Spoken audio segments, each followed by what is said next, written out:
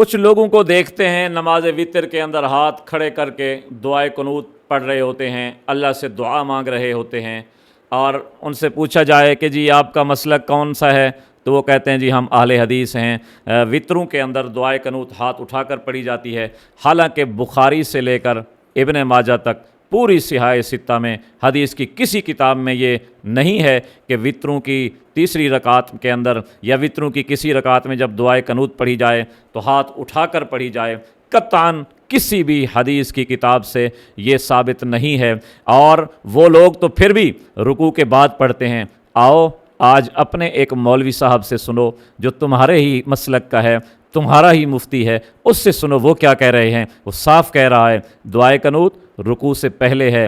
دعائے قنوت کے اندر ہاتھ اٹھانا کسی روایت سے ثابت نہیں ہے، کہیں سے بھی ثابت نہیں ہے۔ تو آؤ ان کا بیان سنو اور اس پر عمل کرو۔ کیا وطر کی نماز میں رکوع کے بعد ہاتھ اٹھا کر دعا کرنی چاہیے؟ وطر کی نماز میں قنوت وطر رکوع سے پہلے ہے، جو رسول مکرم صلی اللہ علیہ وسلم کی صحیح احادیث میں موجود ہے، ثابت ہے۔